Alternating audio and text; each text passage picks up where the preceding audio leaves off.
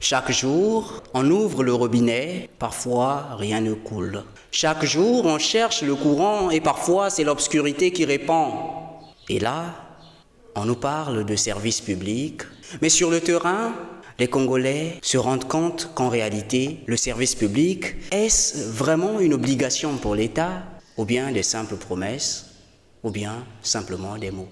Aujourd'hui, nous allons nous poser des vraies questions, des bonnes questions au sujet du service public. Est-ce que le service public est une obligation pour l'État, en particulier l'État congolais, ou bien ce ne sont que des mots, ce sont que des promesses? Pour traiter d'un sujet particulier, un sujet aussi délicat, nous avons le privilège ce soir de recevoir M.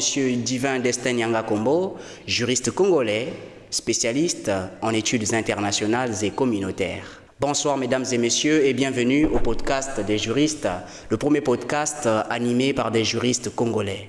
On est parti. Alors bonsoir monsieur Destin Nyanga Kombo et bienvenue encore une fois à vous sur ce plateau. Bonsoir monsieur Herman, merci beaucoup, j'espère que vous allez bien. Non, je me porte bien par la grâce de Dieu. Pour commencer, qu'entendez-vous par service public? Quand on parle de service public, à quoi fait-on allusion concrètement?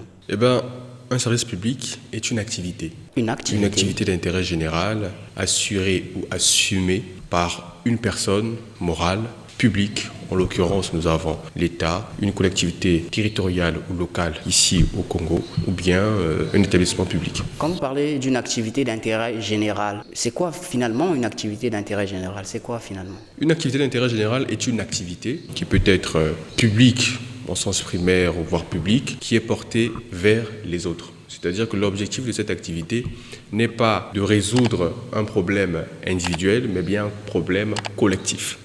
Un problème, par exemple, que rencontre toute une collectivité. Effectivement. Est-ce que vous pouvez donner un exemple d'une activité d'intérêt général? Nous avons, par exemple, le courant, par exemple, l'électricité. Nous avons l'électricité, nous avons l'eau, nous avons la santé, nous avons la morgue, nous avons les voiries urbaines, nous avons l'éducation. Donc il y a plusieurs activités d'intérêt général assumées ou assurées par l'État. Il y a une société que je vois souvent sur le territoire congolais. C'était à Verda, aujourd'hui c'est Albaïrak, c'est pas Albaïrak, qui gère les voiries sur le territoire congolais, en particulier dans les grandes villes, Brazzaville et Pointe-Noire. Est-ce que l'activité effectuée par cette société est une activité d'intérêt général? Effectivement, c'est une activité d'intérêt général. Donc c'est un service public assumé par l'État, mais assuré par un opérateur privé. Alors, qui a la charge en réalité d'une activité d'intérêt général, c'est-à-dire d'assurer un service public? Qui peut le faire? Est-ce que c'est l'État? Est-ce que c'est une administration? Est-ce que c'est une collectivité? Est-ce que c'est une société dans le cadre du domaine privé? Est-ce que, c'est pas moi, qui peut assurer ce service public ou cette activité d'intérêt général? De façon primaire, un service public est assumé par l'État. Assumé, hein? Assumé par l'État. Maintenant, quand il s'agit d'assurer, donc en termes de gestion, la gestion peut varier. La gestion peut être directement assumée par l'État en sens général, c'est-à-dire on prend l'État, on prend les collectivités locales, on prend les établissements publics. Maintenant, en termes de gestion indirecte, là nous avons des partenaires privés qui acceptent par différents canaux que sont la délégation de services publics, nous avons l'affermage, la concession ou même partenariat public-privé, d'assurer ce service public en lieu et place de l'État. Donc, une personne privée, autrement dit, peut exercer une activité d'intérêt général, c'est-à-dire fournir un service public par le biais... sous l'égide. Sous l'égide d'un contrat avec la personne publique. Vous avez parlé d'affermage, vous avez parlé de concession et des partenariats publics-privés, PPP, comme on dit souvent en sigle. Alors, ça se fait comment finalement? Moi je vois, il y a une société, je ne sais pas si elle est privée ou ça appartient à l'État, mais je crois que c'est la Congolaise des routes. Apparemment c'est cette société qui gère les péages au niveau de la route nationale. Est-ce que c'est une société? Est-ce que c'est un service public aussi, le fait de gérer les différents péages et tout? Effectivement, c'est un service public, c'est un partenariat. La société est de droit congolais, mais il s'agit bel et bien d'un partenariat. Soit disons que ces gens-là récupèrent les péages parce qu'ils gèrent l'entretien routier. Est-ce que c'est vrai? Effectivement. Donc c'est un service public apparemment. Il s'agit bel et bien d'un service public, donc d'une délégation. de service public. Pourquoi? Parce que ces routes servent à tous les Congolais. Effectivement. Tous les Congolais utilisent ces routes et donc on peut dire que c'est une activité d'intérêt général. Oui, puisque la finalité d'un service public, c'est l'intérêt général. Et puisque ces routes servent à tous les Congolais, même littéralement aux opérateurs économiques, ces routes permettent à ce que l'on puisse transférer des marchandises d'un point A à un point B, qu'il faille forcément en prendre soin. Et si l'État se rend compte qu'en matière, là on va parler un peu de finances publiques, en matière d'unicité de caisse, celui-ci n'arrivera pas à décaisser assez de fonds pour pouvoir financer la maintenance de ces routes, c'est tout à fait normal que celui-ci puisse permettre à un opérateur privé de pouvoir gérer ce service public en lieu et place de l'État. Bien sûr qu'il y aura des redevances, mais la maintenance de la route sera assurée. Surtout que cette route est un hub économique dans le paysage congolais. À vous entendre parler, on comprend que le service public est une activité ou l'activité d'intérêt général, donc qui se fait au travers le service public, ou le service public qui en réalité est une activité d'intérêt général, est intéressant, important pour un État, pour le bon fonctionnement de l'État. Alors est-ce que l'État est obligé de faire une activité d'intérêt général, c'est-à-dire d'exercer un service public? Effectivement, l'État se doit d'exercer une activité de service public. Et l'origine provient même de la définition de la démocratie. On dit bien le pouvoir du peuple, par le peuple et pour le peuple. Nous déléguons ces pouvoirs auprès des autorités, donc l'administration qui se doit d'exercer ces mêmes prérogatives pour le peuple. Et l'exercice de ces prérogatives pour le peuple passe par les services publics. Quand l'on voit les morgues, la santé, l'éducation, mais si nous n'avons pas d'éducation, nous n'aurons pas une jeunesse qui sera éduquée. Si nous n'avons pas de santé, tout le monde sera malade, c'est pas bon. Si nous n'avons pas le social, mais nous vivrons dans un monde de désordre. Donc vous voyez très bien que le service public n'est pas, comme qui dirait, un choix de quelqu'un ou un choix personnel du président de la République ou un choix personnel du Premier ministre ou du Parlement. Non, c'est un choix de la nation, c'est une obligation. Raison pour laquelle si aujourd'hui l'État venait à manquer à l'une de ses obligations, le peuple ou une personne peut, par différents canaux, se porter devant une juridiction contre l'État parce qu'il a failli dans l'exercice de ses prérogatives de puissance publique. C'est très intéressant ce que vous venez de dire. Alors, on va y arriver sur la procédure et tout, comment faire, mais il y a une question. S'il n'y a pas d'eau, il n'y a pas d'électricité et que les hôpitaux ne fonctionnent pas bien, est-ce que c'est un véritable problème pour l'État dans le cas de l'exercice du service public, ou bien c'est quelque chose qui peut passer, personne ne peut rien dire et c'est quelque chose qui n'est pas quelque part une obligation pour un État ou pour les autorités étatiques? Non, mais c'est un véritable problème. Parce qu'aujourd'hui, dans un monde qui est mondialisé, l'électricité, l'eau sont des denrées très importantes, littéralement primordiales. Donc aujourd'hui, l'État, s'il veut le garantir, la stabilité économique, la stabilité sociale, même politique d'un État, ils se doivent impérativement de faire quoi? De permettre à ce que ces différentes denrées puissent être accessibles à tout le monde. Donc l'État doit prendre ses responsabilités. L'État doit prendre ses responsabilités parce que pour mieux vivre dans un État de nos jours, il faut de l'eau, il faut de l'électricité. L'eau est primordiale parce que sans eau, personne ne peut vivre. Et si les gens ne vivent pas dans un territoire, il n'y aura pas d'État. Parce qu'il sait de rappeler que l'État est un cumulatif de 3 éléments constitutifs. Nous avons un territoire, une population et une souveraineté. Mais si nous avons une souveraineté, nous avons un territoire et nous n'avons pas une population, il y a un problème. Raison pour laquelle en matière de santé, en matière d'eau, en matière d'électricité, parce que l'électricité c'est aussi l'économie. Pour avoir des investisseurs, il faut qu'on puisse avoir une souveraineté en matière énergétique. À l'exemple des pays développés comme la France, comme l'Allemagne, comme les États-Unis. Là-bas, on peut investir. Pourquoi? Parce que l'électricité est là, l'eau est là. Vous voyez un petit peu. Donc l'État a l'obligation de permettre à ce que ces différentes denrées puissent être accessibles à tout le monde. Mais encore, il peut y avoir des exceptions. Et l'exception, c'est aussi la conjoncture. Parce qu'aujourd'hui, on ne peut pas demander à l'État de faire beaucoup de miracles. C'est-à-dire lui demander de faire des choses qu'il n'a pas la capacité de faire. Parce que pour que l'eau et l'électricité soient accessibles à tout le monde, il faut qu'il puisse y avoir des moyens. Et les moyens de l'État viennent des recettes, donc des impôts. Donc si celui-ci a plus d'impôts, si celui-ci a plus de recettes, celui-ci pourra éminemment faire en sorte que ces denrées puissent être accessibles à tout le monde. Mais par contre, si celui-ci n'a pas assez de recettes, il pourra tout simplement se contenter du minimum qu'il peut vous donner. Oui, ok. Donc, c'est cela à peu près. Ok, merci beaucoup. Quand vous parlez, moi j'ai écouté dans votre développement les services qui sont revenus à plusieurs reprises, c'est l'eau, l'électricité. Est-ce qu'on peut dire que ces services-là, donc l'eau, l'électricité, je ne sais pas s'il y en a d'autres, sont des services essentiels pour le bon fonctionnement d'un État? Effectivement, ce sont des services essentiels pour le bon fonctionnement d'un État. L'eau, c'est la vie. On va pourra pas y revenir. Mais l'électricité, grâce à l'électricité, nous pourrons avoir des industries. Il y a des voitures aujourd'hui qui fonctionnent avec l'électricité.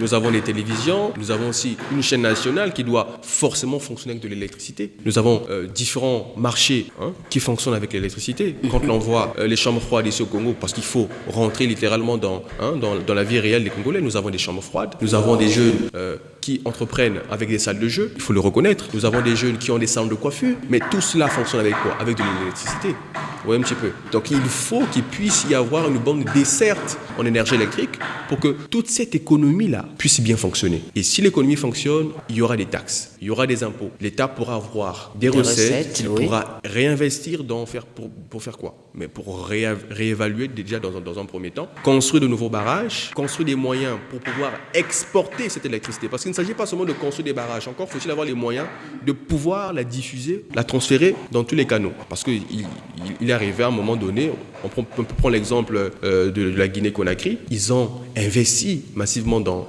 ce secteur, dans le secteur de l'électricité. Ils ont construit des barrages, mais malheureusement, ils n'avaient pas la capacité de pouvoir transférer donc l'énergie électrique produite au niveau des barrages jusque dans les villes. Donc c'est tout un mécanisme qu'il faut prendre en compte et tout. Ouais, voilà. Ce n'est pas facile. Merci beaucoup. Mais quand un service public ne fonctionne pas bien, est-ce qu'un citoyen lambda, est-ce qu'un simple citoyen moyen peut se plaindre et espérer obtenir gain de cause? C'est-à-dire peut-être s'adresser, je sais pas moi, à une administration, à une juridiction. Comment ça se fait finalement? Est-ce que c'est possible? Oui, effectivement, parce qu'il s'agit aussi quand même de relativiser. Nous ne sommes plus à l'époque monarchique où le roi pouvait tout faire et on ne pouvait pas engager sa responsabilité. Aujourd'hui, la responsabilité administrative de l'État existe bel et bien. Mais encore, il s'agit de relativiser au cas par cas. Donc si aujourd'hui, je venais à avoir un enfant et qu'il me faut un acte de naissance, c'est-à-dire un service public d'état civil, et que la mairie ne me permette pas d'avoir ce service, je peux éminemment me porter devant une juridiction. Mais encore en épuisant des voies de recours. Vous voyez un petit peu. Ça, c'est de matière individuelle. Maintenant, il y a l'autre volet collectif. Si aujourd'hui, par exemple, dans mon quartier, pendant un mois, nous n'avons pas d'électricité et nous n'avons pas d'eau, vous voyez déjà que le problème ne me touche pas individuellement, personnellement. Le problème est collectif. Individuellement, oui, c'est ça. Et les conséquences sont désastreuses pour ceux qui ont des activités économiques, mais le problème est béant dans tout mon quartier. Donc nous pourrons éminemment nous pourvoir devant d'abord la société, les autorités compétentes déjà, préalables, pour pouvoir avoir gain de cause. Maintenant, si ça ne marche pas, on va faire un recours hiérarchique et puis suivre d'autres procédures jusqu'au recours contentieux qui nous mènera devant une juridiction pour pouvoir sanctionner la chose. Alors nous avons vu en République du Congo des services publics qui existent sur les textes, c'est-à-dire qu'on regarde, on sait que tel service public existe sur papier, voilà, mais sur le terrain, ces services publics sont presque invisibles. Est-ce qu'on peut dire que ces choses, est-ce que c'est acceptable pour un État sérieux?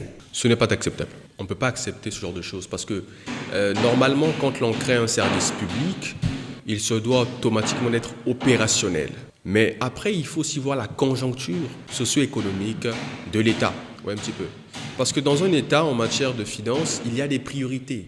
Donc si aujourd'hui, tel service public est moins demandé que par exemple le service public de la santé, vous verrez que les dotations en matière financière porteront beaucoup plus au niveau sanitaire qu'au niveau par exemple social, un exemple. Donc c'est comme ça que ça fonctionne. Néanmoins, si le service public fonctionne déjà, il a déjà été créé et qu'il ne fonctionne pas, il est toujours possible de faire des recours pour dire effectivement tel service ne fonctionne pas et il y a maintenant une affluence, c'est-à-dire qu'il y a des personnes qui ont désormais besoin de ce service, l'État devra s'arranger à ce que ce service puisse être opérationnel, même si les textes existent déjà. Donc le service doit être opérationnel. Ce n'est pas acceptable sur le territoire congolais. Ce n'est pas acceptable. Qu'il y ait un service public qui n'existe que sur les textes. Effectivement. Alors, est-ce que les agents publics, les agents des services publics sont dans l'obligation de bien accueillir et de bien servir les citoyens congolais dans le cadre du service, ou bien ils peuvent faire tout ce qu'ils veulent? Non, ils ne peuvent pas faire tout ce qu'ils veulent. Il faut bien informer ces agents que le service public obéit à des principes. Et nous en avons 3 qui sont très phares. Nous en avons plusieurs. Il y a le principe d'égalité, c'est-à-dire qu'on traite toutes les personnes qui viennent dans un service public de façon égale et équitable. Nous avons l'autre principe, c'est la continuité. Parce qu'aujourd'hui, il y a des grèves. Mais les grèves obéissent forcément à des règles, et parmi lesquelles nous avons la continuité du service public. Effectivement, il y a la grève, c'est vrai, mais il doit quand même y avoir la continuité parce que le Congolais, il est là, il souffre. On a une grève à l'hôpital, c'est bien. On ne les a pas payés, c'est leur droit. Mais c'est pas parce qu'il y a la grève que les gens arrêteront d'être malades. C'est pas parce qu'il y a la grève à la mort que les gens arrêteront de mourir. Donc vous voyez très bien qu'il doit quand même y avoir une continuité, de sens que l'État puisse avoir les moyens de pouvoir régler la situation. Et enfin, nous avons l'autre principe, c'est la mutabilité. C'est-à-dire que le service public doit forcément muter, c'est-à-dire évoluer par rapport au temps. Donc si aujourd'hui, en termes de service public, nous aidions 500 000 personnes, mais les gens mettent au monde, voilà, les gens viennent au monde, voilà. Donc s'il arrive que ce chiffre venait à doubler, le service public doit aussi évoluer par rapport à la masse qui vient demander ce service. Ah, d'accord, merci beaucoup. Alors, si un service public fonctionne très mal, qui peut être sanctionné? Est-ce qu'il y a une personne qui peut être sanctionnée parce que le service public fonctionne très mal, ou bien personne ne le sera? Non, mais ils peuvent être fonctionnés. Le rôle d'un chef dans le cadre d'un service, par exemple, d'état civil, le rôle, c'est de superviser que la rédaction et la transmission de ces états civils puissent se faire sans problème, sans corruption, voilà, etc., sans détournement. Maintenant, s'il venait y avoir des erreurs, c'est-à-dire qu'il y a des détournements, qu'il y a de la corruption, etc., il s'agira maintenant, si cela venait à venir au niveau du juge, de relativiser aussi. Parce qu'il y a un volet privé et un volet administratif. Donc s'il y a ce problème, celui qui a détourné l'argent des administrés, c'est-à-dire de la population congolaise, dans le cadre des états civils, c'est-à-dire que si avoir l'acte de naissance, c'est 5 000 francs, la personne demande maintenant 15 000 francs, si on l'attrape, celui-ci sera forcément emmené devant une juridiction, puisque c'est lui qui gère le service. Et quand il sera devant la juridiction, il y aura le volet privé et le volet administratif. Le volet administratif en ce sens où c'est l'État qui a placé ce monsieur dans ce service, qui a fait quoi? Qui a organisé toute cette mascarade pour voler l'argent des administrés. Donc la faute revient aussi à l'État d'avoir placé cet individu dans un service aussi crucial. Vous voyez un petit peu. Oui, très bien. L'autre volet, c'est le volet personnel.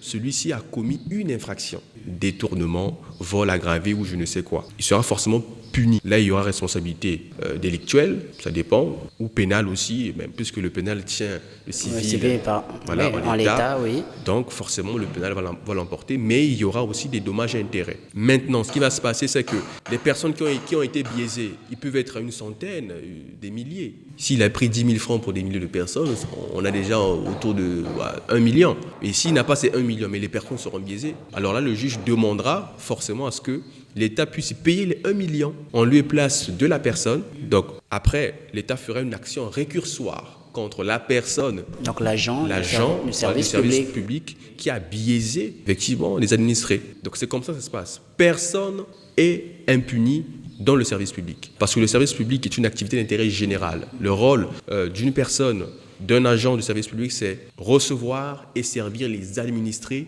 qui le payent pour cela. Raison pour laquelle je dis toujours, quand on va dans une administration, si une personne vous reçoit mal, le mieux à faire, c'est de peut-être rester tranquille, mais si celui-ci persiste, d'aller voir le chef. C'est comme ça que ça se passe. Ok, vous avez parlé de 5 000 francs, de 10 000 francs oui, pour accéder à un service public. Est-ce que le service public doit être gratuit ou bien c'est normal que l'État demande aux administrés, demande aux citoyens une certaine rémunération pour accéder à ce service public? Oui, on appelle ça une redevance. Effectivement, le service public, par principe, est gratuit. Mais il y a des exceptions. Ce n'est pas tous les services publics qui doivent être gratuits. Ouais, un petit peu. Dans la Constitution, on garantit la prise en charge de l'éducation scolaire des enfants. Avec les écoles publiques, on le voit. Et je pense que c'est une politique vraiment très probante. Oui, c'est un service public. Il est gratuit. Mais il y a certains services publics qui ne peuvent pas l'être. Comme l'électricité, par exemple. C'est un service public, mais vous consommez cette électricité. Il vous faut payer. Parce qu'aujourd'hui, si vous ne payez pas ce service public, qui va payer les agents qui se chargent de la maintenance du réseau électrique? qui se chargera de réinvestir les fonds pour améliorer le rendement. Parce qu'on a bien parlé du principe de mutabilité du service public. Aujourd'hui, au Congo, il y a de cela quelques années, nous n'avons que 500 000 personnes sur le territoire congolais. Oui, un petit peu. S'il n'y a que 500 000 personnes pour l'électricité, il y a forcément un volume de kilowattheures, je ne sais pas si c'est le kilowattheure, qu'on dispatche entre ces 500 000 personnes. Mais aujourd'hui, nous sommes à 6 millions. Bon, plus de 6 millions, je pense. Donc, ce n'est plus le même volume en kilowattheures qu'il faudra distribuer. Donc, il faut forcément que le système électrique congolais puisse évoluer. Mais il va évoluer avec quoi? Il n'évolue pas avec l'arachide, il évolue avec de l'argent. Donc il faut que les administrés qui ont besoin de ce service ou qui utilisent ce service puissent payer afin que l'État, par le moyen, bien évidemment, de cette société, donc de ce service public industriel et commercial, avoir cet argent et puis réinvestir pour pouvoir assurer le fonctionnement. Alors, vous avez parlé d'un service public industriel et commercial. Finalement, il y a combien de services publics? Combien de types de sortes de services publics? Très belle question. Nous en avons deux. Nous avons premièrement un service public administratif et l'autre, que je viens de citer tout à l'heure, le service public industriel et commercial. Quelle est la distinction entre les deux? Le service public administratif est tourné essentiellement vers le public, vers le droit public. Donc c'est vraiment l'intérêt général au sens primaire du terme. Comme les actes de naissance, les actes d'état civil Effectivement. que vous avez cités, oui. Effectivement. Alors que le service public industriel et commercial est un service que je peux appeler mutation du service public administratif, en ce sens où elle permet à l'État d'agir comme un privé, comme un opérateur privé. En faisant du commerce, par exemple. En faisant du commerce, raison pour laquelle on appelle cela un service public industriel et commercial. C'est-à-dire que dès l'instant où l'État décide d'ouvrir une compagnie, toujours dans le cadre du service public, c'est-à-dire tourné vers l'intérêt général, celui-ci, pour fonctionner, ne va pas seulement compter sur les subventions que l'État va lui procurer, mais comptera énormément sur les redevances des administrés qui vont utiliser ce service. Et nous pouvons prendre encore exemple en termes d'un établissement public industriel et commercial de la société d'électricité. Ouais, un petit peu. C'est une société anonyme, EUCAREC, effectivement, et c'est une société étatique. Bon, pareil, étatique, un petit peu, qui assure des services publics, l'intérêt général, pour le cadre de l'électricité, mais pour son fonctionnement, elle ne compte pas seulement sur les subventions de l'État, puisque c'est une société, elle fonctionne. Il y a forcément des clients qui payent l'électricité, et cet argent va dans la caisse de la société, et puis qui pourra l'utiliser comme une société. Ça, c'est le droit commercial. Oui, ok, merci. Pour terminer, eu égard des réalités que les Congolais vivent aujourd'hui, est-ce qu'on va dire qu'il existe un véritable ou un vrai service public dans ce pays, ou bien ce qu'on entend comme service public, ce ne sont que des promesses, des mots? Non, ce ne sont pas des promesses. Le service public au Congo existe bel et bien. Nous avons l'électricité, nous avons de l'eau, nous avons la santé, nous avons le social, nous avons l'éducation. Tous ces services existent bel et bien. Le seul souci, c'est que ces services ne fonctionnent pas vraiment convenablement, comme on le voudrait. Nous avons des grèves par-ci par-là, il y a des manquements, etc. Mais ces problèmes surviennent indépendamment de la volonté des dirigeants, parce que ces problèmes sont structurels. Ils sont aussi endogènes et intrinsèques au peuple congolais. Parce que, comme le président l'avait su le dire récemment lors de l'inauguration d'une école à Talangaï, il disait que le Congolais n'a plus la norme du civisme. Aujourd'hui, l'État peut mettre à la disposition des Congolais plusieurs services. Mais on a bien remarqué que même en matière d'éducation, les bancs sont cassés, les murs, les établissements sont rayés. Donc vous voyez très bien aujourd'hui que si l'on veut aussi permettre à ce que le principe de mutabilité puisse bien s'appliquer, il faut que ceux qui ont accès à ces services puissent aussi respecter ces services. Être responsable dans l'utilisation de ces services publics. Combien de fauteuils dans les services ont été déchirés? Combien de silos ont été volés dans les services publics?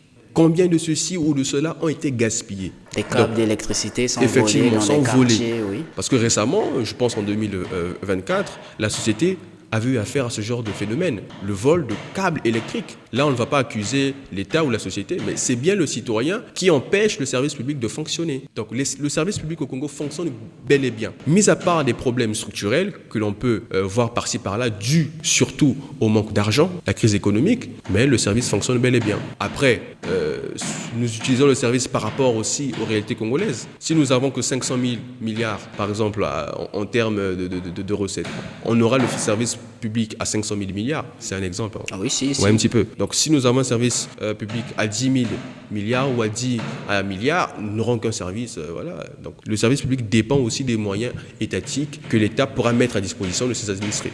Ok, merci beaucoup, Monsieur Destin Nyanga Kombo.